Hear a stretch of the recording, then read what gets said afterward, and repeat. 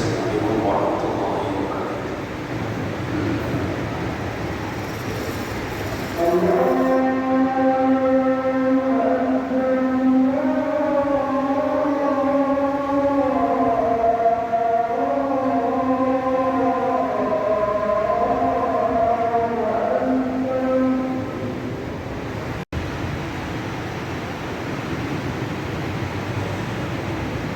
Alhamdulillahi rabbil alamin.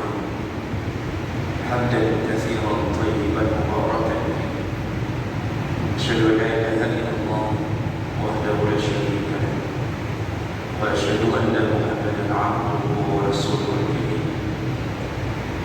Allahumma shalli wa sallim ala nabiyyina wa sayyidina Mustafa Muhammad wa ala alihi wa ashabihi ajma'in. Amma ba'd. فيا عبد الله أوصيكم وإياي بتقوى الله وقد فاز المتقون. أعوذ بالله من الشيطان الرجيم. بسم الله الرحمن الرحيم. فخلف من بعدهم خلف أضاعوا الصلاة واتبعوا الشهوات فسوف يلقون غيا. صدق الله العظيم. Segala puji bagi Allah, dan salawat dan salam kepada Rasulullah. Jemaah yang Allah muliakan insyaAllah. Allah Subhanahu wa ta'ala menceritakan di dalam surat Maryam tentang salah satu tanda bahawa menjelang kiamat orang akan meninggalkan salat beramai-ramai. Maka Allah katakan fakhalafa min ba'dihim khalfun. Akan datang suatu zaman, kata Allah, sekelompok orang atau banyak kelompok, mereka melakukan apa? Allah as-salat, mereka menyia-nyiakan salat, mereka tinggalkan salat secara beramai-ramai, berjamaah. Wattaba'u syahawat, bukan hanya meninggalkan salat, tapi mereka juga memperturutkan hawa nafsu mereka. Karena sekeliling kita orang-orang tak salat. Kita hari ini yang selalu mengaku bahawa orang Aceh berada di Serambi Mekah, yang tadi adalah bahawa kita bertanjung awliya, ditanjung bertanjung para ulama. Sekarang lihatlah orang-orang kita ketika maghrib mendatangi waktu untuk dibebankan salat, begitu banyak kedai kopi yang tak tutup, begitu banyak warung-warung yang kadang-kadang hanya menutup tirainya saja, tapi orang dibiarkan di dalamnya. Anak-anak muda berkumpul di lapangan futsal, berkumpul di lapangan voli, masih dengan celana pendek yang terbuka aurat. Mereka tak buka untuk melakukan salat maghrib. Kalau maghrib sudah tak lakukan, maka jangan harap mereka lakukan salat yang lain. Dan yang cukup ramai itu, cukup ramai yang berbayang-bayang. Salat adalah dosa kecil. Padahal Rasulullah SAW menyatakan, man taraka salat muta'ammidan faqad kafara biha. Barang siapa yang meninggalkan salat dengan sengaja, dia telah mengumumkan kekafirannya. Dalam hadis yang lain disebutkan al-farqu wa bainana wa bainal kufri as-salat. Yang membedakan kita dengan orang kafir adalah salat. Orang kafir takkan melakukan salat. Kita salatlah, orang kafir pun salat. Kita puasa, orang kafir pun puasa. Kita menziarahi Ka'bah, orang kafir pun kadang-kadang menziarahi tempat ibadat mereka. Satu-satunya amalan yang mereka tak lakukan adalah meniru salatnya orang Islam. Jadi perbezaan kita dengan kekafiran adalah salat. Maka orang yang tak salat disebut dengan kafir amalnya. Amalnya amal orang kafir. Nasihati anak dan istri kita. Hai mereka berkahwin ke bulan Madinah. Kita nasihati anak dan istri kita, jangan nikah sama lelaki jangan menikah dengan lelaki pencuri. Nak, jangan menikah dengan orang yang suka berpegang. Jangan menikah dengan para penipu. Tapi Masya Allah kita lupa menasihati anak gadis kita. Nak, jangan lupa, jangan sampai engkau menikah dengan orang yang tidak soleh. Itu yang kadang-kadang orang lupa menasihati. Padahal dosa meninggalkan soleh lebih besar daripada dosa merampok, lebih besar daripada dosa berzina. Tapi kerana tak kahwin anak dengan anak terbayar, yang penting anak yang merampok, anak yang zina. Padahal mendapatkan menantu yang tidak soleh menghancurkan generasi-generasi kita berikutnya. Anak gadis kita yang dulu kita didik untuk soleh, gara-gara menikah dengan orang tak soleh, sebenarnya itulah lahir generasi-generasi yang jahat. Sekarang ada orang yang ahli sabu-sabu, tanyalah kepada ahli maksiat, tanya kepada orang-orang yang suka melawan Allah, kenapa mereka melakukan maksiat di dunia? Salah satunya adalah karena meninggalkan soleh. Maka jemaah, perhatian-hatilah dengan perbuatan ini. Ayah yang soleh tapi tidak melarang anaknya ketika tidak soleh, ayah itu akan dididik oleh anaknya ke neraka. Ibu yang soleh, walaupun anaknya mengucapkan ibuku, ibuku, ibuku, tak lupa mengucapkan hari ibu terus-terusan. Dia katakan kasih sayangnya kepada ayah dan ibunya. Tapi kalau dia tak salat, walaupun 1000 rakaat kita salat di masjid, kalau anak kita tak salat, tunggulah kita digiring oleh anak kita menuju neraka Allah. Maka berhati-hati dengan perbuatan ini. Dan yang penyakit tidak diurut. Rasulullah SAW menceritakan nasib orang yang salat dan tidak salat dalam satu hadis, yaitu hadis dari Abdullah bin Umar bin As. Kata Rasulullah SAW, "Man hafadha 'alaina", barang siapa yang menjaga salat, kana lahu nuran, Allah akan berikan dia 3 berkah. Barang siapa yang pertama nuran, Allah akan berikan cahaya di dalam hati. Orang yang bercahaya hatinya tidak akan berjalan dalam kegelapan, tidak akan terinjak sesuatu yang tidak baik, karena ada cahaya yang menerangi jalannya. Maka semua orang yang salat, hatinya baik, bersih, bercahaya. Kalau dia berhadapan dengan istrinya, dia tahu mana yang wajib, mana yang haram. Kalau dia berhadapan dengan masyarakatnya, dia tahu mana yang boleh, mana yang tidak boleh. Kenapa? Hatinya dipenuhi dengan cahaya. Lalu pemberian yang kedua bagi orang yang salat, kata Rasulullah, wa burhan, Allah akan berikan burhan. Apa itu burhan?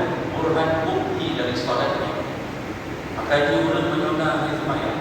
Salah satu buktinya adalah mereka tidak akan terjun ke dalam maksiat, terjun bebas. Orang yang salat itu ketika mulai melakukan maksiat, keinginan melakukan maksiat, dibisikkan oleh salatnya, ini dosa, ini tanha 'anil fahsya'i wal munkar. Salat itu mencegah keji dan munkar. Orang salat tak berani menipu orang. Orang salat tak berani kalau tak membayar hutang orang.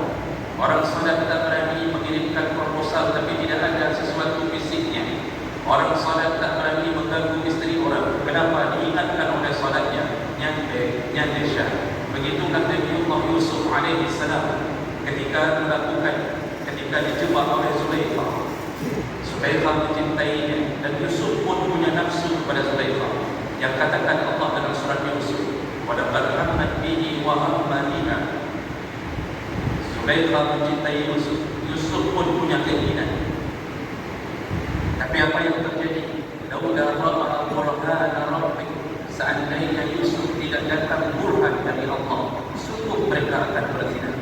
Maka yang menahan Yusuf adalah burhan, yaitu bukti dari salat. Maka anda bertanya handuk dalam sabai, menyo dari udun, tak pernah bayar. Nyo gaduh tak pernah yang macam-macam akan bahasa Inggeris wajib kira. Semua urusan rumus kimia dihafalnya. Yang tak dia hafal adalah ayat-ayat untuk salat, doa-doa untuk salat. Pintar, tetapi Masya Allah penipu. Maka banyak hari ini pejabat tak salat kerana suka menipu. Jadi menipu kerana suka menipu kerana tak salat. Itu akibatnya. Ini yang pemberian kedua kata Nabi. Yang ketiga, wanajah, Allah akan berikan keselamatan bagi orang yang saleh. Selamat di mana? Selamat di akhirat. Orang-orang yang tidak saleh tidak selamat. Mereka dikumpulkan dalam satu neraka. Neraka itu bernama Saqar. Makanya ketika penduduk surga bertanya kepada penduduk neraka Saqar, "Ma salakakum fi Saqar?" Apa yang membuat kalian dicampakkan ke dalam neraka Saqar ini?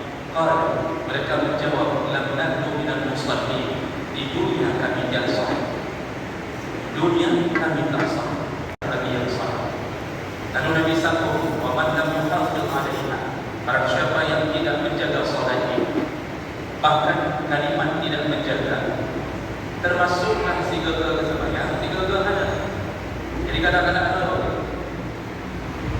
salat maghrib tak salat isya, salat zuhur tak salat asar, itu termasuk tidak menjaga salat karena dibebankan di bawah. Kata Rasulullah, barang siapa yang tidak menjaga salat, maka dia tidak mendapatkan nur, tidak mendapatkan cahaya. Hatinya gelap gulita, mulut bagai kulit, bingkai, adanya tidak maksiat, menyewa rumah main pok saja, dengan anak main benar saja, dengan anak caci maki, dengan isteri kumpul. Itu kenapa hatinya tak bercahaya, orangnya tak lembut. Lalu kemudian Nabi mengatakan orang tak salat tak mendapatkan Quran, makanya dia terobos maksiat. Surah-surah. Coba lihat orang hari ini tak salat, semua maksiat dia terobos. Tanya ke mereka, ada semayang? Kalau ada salat pasti takut untuk bermain judi melalui internet. Hari ini pemain judi merebak merajalela. Siapa mereka? Hanya kita itu. Ini akibat tidak ada bantuan dari salat. Lalu yang ketiga kata Rasulullah, wala najat, mereka tidak selamat. Yang seperti kita sebutkan, semua yang tak salat ketika ditanya Allah di hari akhir dan mereka mengakui tak salat, maka dikumpulkan dalam neraka. Dan kemudian Nabi menutup hadis ini dengan mengatakan, siapakah teman-temannya di dalam neraka? Wa yaumal qiyamah, nanti di hari kiamat, semua yang salat, semua yang tidak salat dikumpulkan bersama Qarun.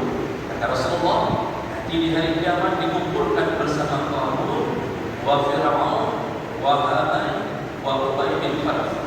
4 nama disebutkan Nabi, yaitu Qarun, Fir'aun, Haman dan Ubay bin Khalaf. Bukan sebagai teman-temannya satu komplek neraka dengan orang tak salat. 4 nama ini adalah orang yang paling besar maksiatnya dalam sejarah Islam, bahkan dalam sejarah dunia. Allah sebutkan yang pertama Qarun.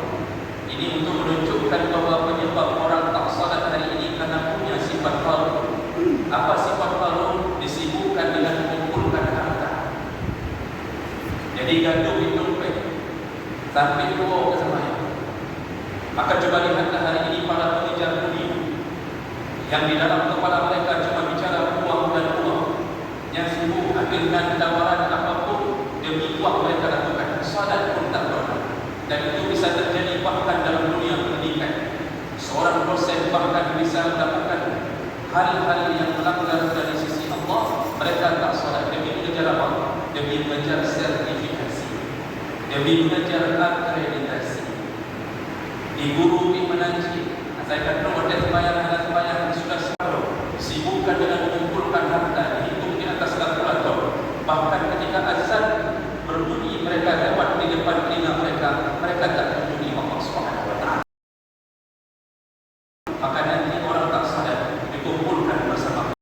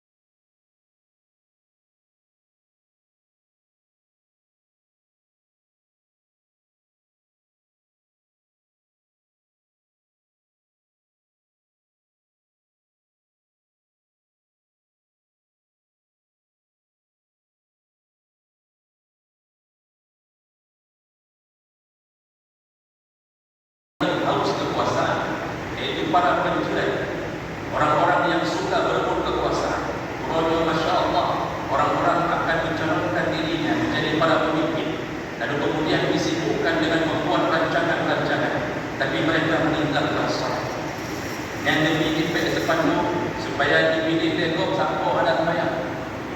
Mereka bertahan di bawah terik matahari, kadang menulis zuhur, kadang-kadang turun hujud sikit demi kekuasaan, tapi tak pernah nampak di masjid Allah. Ini model-model challenge begini, itu sebaiknya tak dipilih. Pemimpin-pemimpin tak salat sebaiknya jangan dicoblos. Kenapa? Pasti rusak agama, pasti, dan Allah tak redha terhadap mereka. Yang terakhir jawab kata Allah, Nabi sebutkan nama Ubay bin Khalaf. Siapa Ubay bin Khalaf? Ubay bin Khalaf adalah salah satu pedagang paling kaya di Madinah, dan dia memusuhi Nabi. Kemudian dia juga sangat benci kepada Nabi Muhammad SAW. Apa kerjanya? Berdagang. Nabi ini mengatakan apa? Berhati-hatilah wahai para pedagang, berhati-hatilah wahai para orang-orang yang bekerja di pemerintahan, yang memperjualkan jasa. Kalau engkau tak berani tutup kedaimu ketika datangnya azan, maka engkau dimasukkan neraka dengan bosmu, dengan pimpinanmu, yaitu pedagang nomor wahid di Madinah, yaitu Ubay bin Khalaf. Coba lihatlah orang-orang hari ini, akhirnya duduk kedai dengan alasan apa? Dengan alasan rugi kalau pelanggan dibiarkan 15 menit kita tutup, tak ada pelanggan, hilang pelanggan. Padahal Masya Allah, yang memberikan rezeki adalah Allah Subhanahu Wa Taala, yang mengatur rezeki Allah. Kalau dia tutup kedainya 15 menit untuk menjumpai Allah, Allah tambah rezekinya. Tapi orang yang hanya rezeki dari kedai, maka cukup banyak orang waktu salat hari ini dia tak menuju ke masjid Allah, dia duduk di kedainya, dia duduk di warungnya, bahkan dia pelihara orang supaya tidak salat bersamanya. Maka tunggulah pembalasan Allah. Dikumpulkan bersama Ubay bin Khalaf, rajanya para pedagang, di neraka Allah Subhanahu Wa Taala. Mereka kemudian mengatakan ada hati benar, sehingga untuk mendapatkan Allah. Kadang-kadang ada rezeki dari kubur tak keluar, disibukkan dengan pekerjaannya, sama hukumnya. Maka inilah jemaah Allah, berhati-hati dengan pekerjaan ini. Masya Allah, janganlah sampai anak kita menjadi salah satu orang yang tidak salat dan kemudian dipastikan masuk ke Allah Subhanahu Wa Taala. Mudah-mudahan bermanfaat. Dan kita masuk ke dalam rukun an-nafil.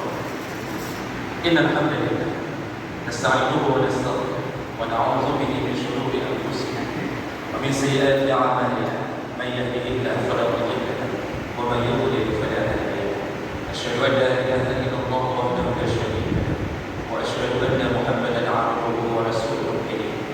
اللهم صل وسلم على نبينا وسيدنا المصطفى محمد وعلى آله وأصحابه أجمعين.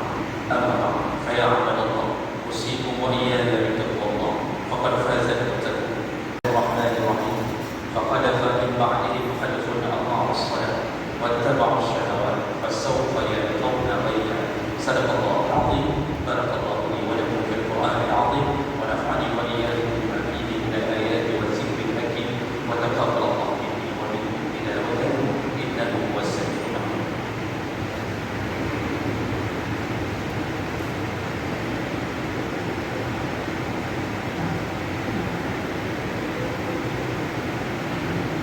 الحمد لله رب العالمين وبه نستعين على أمور الدنيا والدين. أشهد أن لا إله إلا الله وحده لا شريك له وأشهد أن محمدا عبده ورسوله الكريم. اللهم صل وسلم على نبينا وسيدنا المصطفى محمد وعلى آله وأصحابه أجمعين. أما بعد، فيا عباد الله، اتقوا الله حق تقاته ولا تموتن إلا وأنتم مسلمون. أعوذ بالله من الشيطان الرجيم. بسم الله الرحمن الرحيم. يا أيها الذين آمنوا صلوا عليه وسلموا تسليما. اللهم اغفر للمسلمين والمسلمات والمؤمنين والمؤمنات الأحياء منهم والأموات، وتابع بيننا وبينهم بالخيرات، وتقبل يا سميع قريب مجيب دعوات.